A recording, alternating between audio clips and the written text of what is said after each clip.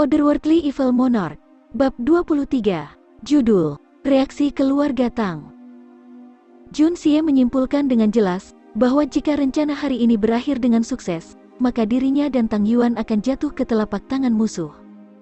Keluarga Tang mungkin tidak terlalu menderita, karena mereka masih memiliki penerus lain untuk keluarga tersebut. Namun, keluarga Jun hanya menjadikannya sebagai satu-satunya penerus. Meskipun itu hanya permintaan, tetapi siapa yang tahu bencana seperti apa yang akan terjadi pada akhirnya. Terutama ketika permintaan ini diajukan kepada Jun Moxi, seorang debauci yang tidak tahu bagaimana menilai parahnya situasi. Sebagian besar waktu ketika Jun Moxi ini menyebabkan bencana, dia tidak menyadarinya. Dia bahkan akan merasa gembira dengan kejadian itu. Bagaimanapun, kakeknya akan membantunya membersihkan kekacauan itu. Apa yang akan terjadi ketika perjuangan menjadi nyata dan otoritas kakek Jun jatuh ke tangan orang lain? Ketika itu terjadi, bahkan jika kakek Jun rela berkorban untuk memutuskan hubungan, lalu apa? Apa yang akan dipilih para jenderal itu? Sekalipun hanya sejumlah kecil yang ragu-ragu, konsekuensinya tidak terbayangkan. Jun Xie merasa perlu untuk meningkatkan kemampuannya. Meskipun dia memiliki cadangan pengalaman yang kaya dari kehidupan masa lalunya, peristiwa hari ini telah membuatnya memiliki pemahaman tentang ketidakmampuannya yang jelas. Yang paling utama di antara mereka adalah yang disebut kesadaran politik. Ini adalah satu hal yang paling tidak dimiliki oleh dia dari kehidupan sebelumnya. Jika dia masih seorang pembunuh soliter di dunia baru ini, maka masalah ini tidak akan menjadi masalah. Namun, untuk menciptakan pijakan di dalam keluarga besar ini, dia perlu melindungi orang-orang yang dia sayangi dari bahaya. Mencoba menjaga stabilitas keluarga besar ini tanpa kesadaran politik yang kuat adalah angan-angan yang tidak masuk akal. Dia tidak perlu menjadi pejabat, dia juga tidak perlu ikut dalam perjuangan untuk naik atau turun di istana. Namun, dia harus memiliki kesadaran terhadap perebutan kekuasaan yang terjadi.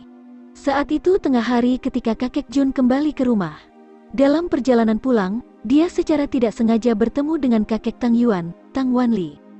Tang Wanli memimpin sekelompok besar prajurit dengan menunggang kuda, menerobos jalan raya. Setelah itu, dia berbelok ke utara. Dari kelihatannya, dia sedang dalam perjalanan untuk menemukan seseorang dengan nasib buruk. Di utara adalah lokasi keluarga besar seperti keluarga Li dan Meng. Wajah Tang Wanli tampak mirip dengan pot hitam, alis matanya tampaknya hampir terbakar oleh amarahnya. Kakek Jun diam-diam merasa gembira. Sudah lama sekali aku tidak melihat benda tua ini menjadi sangat marah. Untuk berpikir bahwa Tang tua yang kaya yang selalu damai bisa menjadi sangat gusar. Tidak peduli siapa yang dia rencanakan untuk dilawan, pasti akan ada pertunjukan yang bagus untuk ditonton. Bagaimana dia bisa menebak, sutradara dari drama yang sedang berlangsung ini tidak lain adalah cucunya yang menjijikkan, Jun Moxi. Kakek Jun diliputi rasa ingin tahu dan bertanya, "Kakak Tang, mau kemana kamu terburu-buru? Kenapa kamu terlihat sangat serius? Mungkinkah seseorang telah mencuri menantu perempuan Sun kamu? Lihat saja ekspresi hiruk-pikuk di wajahmu itu, hahaha." Kata-kata kakek Jun dimaksudkan sebagai lelucon, tapi bagaimana dia bisa tahu bahwa alasan Tang Wanli begitu marah justru karena itu? "Kamu kakek tua Jun, dasar bajingan murahan. Kamu sendiri tidak lebih baik. Tunggu saja sampai aku selesai dengan keluarga Li dan Meng, maka aku akan kembali dan mengurusmu sendiri." Meniup janggut putihnya dengan lurus, Tang Wanli membanting dengan cambuknya, mendesak kudanya untuk menjauh dan bergerak maju. Dia juga tahu orang seperti apa Jun Moxi, tidak lebih baik dari cucunya sendiri. Sekarang cucunya telah jatuh ke dalam situasi yang tidak menguntungkan, Jun Moxi malah berhasil meraih kemenangan yang lengkap. Agar Jun Moxi muncul dengan bau mawar pasti berarti ada seorang ahli yang mendukungnya secara rahasia. Tersangka yang paling mungkin tidak lain adalah Jun Zantian di hadapannya. Dan sekarang Jun Zantian benar-benar memiliki keberanian untuk secara terbuka mengolok-oloknya, wajar jika dia akan marah pada Jun Zantian. Dia meninggalkan kakek Jun berdiri sendirian, benar-benar tercengang dengan apa yang baru saja dia katakan. Apa maksud Tang Wanli tua ini? Hanya dengan beberapa kata, dia mengutukku 3 atau 4 kali. Dia bahkan tidak menyatakan sesuatu dengan jelas, apa yang sedang terjadi? Setelah beberapa saat, dia mengeluarkan seteguk ludah. "Keluarga Li dan keluarga Meng menyinggung perasaan kamu? Lalu mengapa kamu tiba-tiba menyeret aku ke dalam masalah kamu? Ini yang kamu sebut, ketika anjing menggigit satu sama lain, mulutnya menjadi penuh dengan bulu kotor. Tang Yuan mengikuti di belakang kakeknya, kepalanya dipenuhi dengan keputusasaan, wajahnya diolesi merah karena malu. Ketika gendut Tang kembali ke rumah, ayahnya secara tidak sengaja sedang duduk di aula rumah. Sambil menangis, dia berteriak minta tolong dari ayah dan ibunya, berteriak bahwa sesuatu yang buruk telah terjadi. Tindakannya ini membuat ayahnya takut sampai hampir jatuh dari kursinya. Ketika dia memeriksa kembali sekelilingnya, dia menyadari bahwa kakeknya yang menakutkan juga duduk di sana. Di bawah paksaan kakek Tang, Tang Yuan tidak menyembunyikan apapun. Dengan paksa mendorong air matanya, Tang Yuan mengungkapkan semua yang telah terjadi. Apa yang terjadi selanjutnya bisa dibayangkan. Baik ayah dan anak dari keluarga Tang langsung meledak dengan amarah. Selain itu, Tang Yuan menghasilkan cangkir teh yang masih memiliki sisa obat di dalamnya. Ketika apoteker keluarga mereka mengujinya, dia memastikan bahwa cerita Tang Yuan benar. Kedua keluarga Li dan Meng ini terlalu kejam. Tindakan mereka jelas dimaksudkan untuk mencemari reputasi keluarga Tang mereka dan membuatnya dikenal di seluruh dunia. Kakek Tang yang selalu mementingkan reputasi keluarga mereka tidak bisa membiarkan hal ini terjadi. Kakek Tang segera menjadi sangat marah. Mengangkat tubuh bundar Tang Yuan, dia memarahinya dengan suara yang mematahkan telinga. Setelah itu dia melemparkannya ke tanah dan menyuruhnya untuk memimpin jalan menuju keluarga Li dan keluarga Meng sehingga mereka dapat pergi untuk mencari keadilan. Kakek Tang adalah seseorang yang usianya bahkan melebihi kakek Jun, cukup untuk menyandang gelar Menteri Tiga Kaisar. Selama beberapa tahun terakhir, dia tertutup, tidak keluar sama sekali. Kemunculannya kali ini sebenarnya melibatkan pengawal besar prajurit, niat membunuhnya melonjak di langit. Tampaknya keluarga Li dan Meng pasti akan menghadapi badai kacau yang tak terhindarkan. Meskipun Tang Wanli mengutuk kakek Jun sama sekali tidak merasa marah. Menyaksikan Tang Wanli meletus dalam amarah sampai aktif mencari keluarga Li dan keluarga Meng benar-benar membuatnya merasa agak terhibur. Tidak perlu bertanya, Tang Yuan yang gemuk itu pasti telah menyebabkan kekacauan ini. Syukurlah, Moksiku telah patuh selama ini, mempelajari puisi dan sastra. Banyak kekhawatiran aku telah berkurang berkat itu. Jika dia masih menyebabkan masalah pada tulang tuaku ini. Kekekeke, Tang tua yang menyedihkan itu.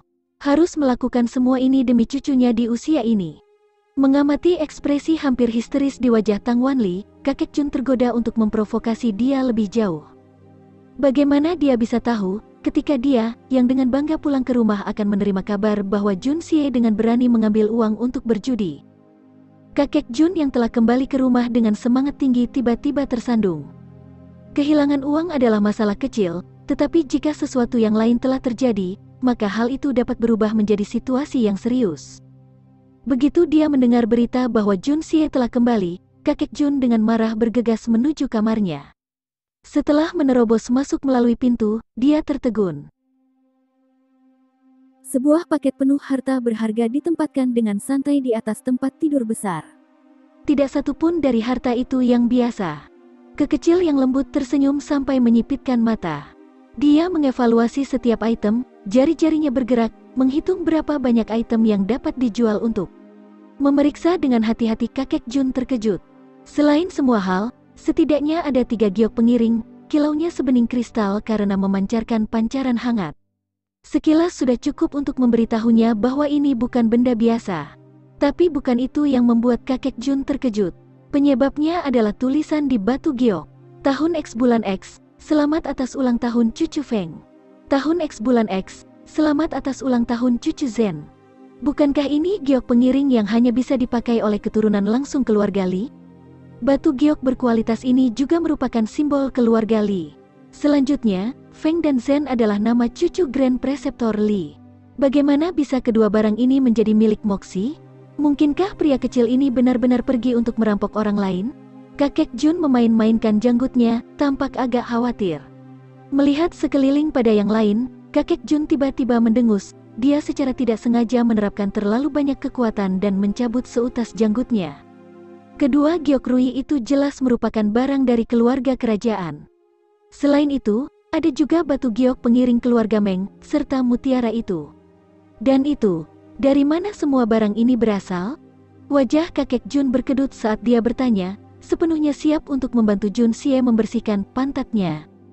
Jika bocah ini benar-benar merampok semua barang ini kembali, maka ini adalah masalah yang sangat besar. Itu tidak berarti bahwa pikiran kakek Jun pesimis, tidak percaya bahwa cucunya bisa memenangkan semua barang ini dengan berjudi. Dia sangat mengenal cucunya sendiri. Tidak mungkin dia memiliki kemampuan untuk memenangkan semua item bermutu tinggi ini. Lelucon apa? Dia telah menertawakan Old Tang Wanli beberapa saat yang lalu. Ternyata yang menunggunya di rumahnya sendiri adalah masalah yang tidak masuk akal ini. Kakek Jun menjadi terdiam sesaat.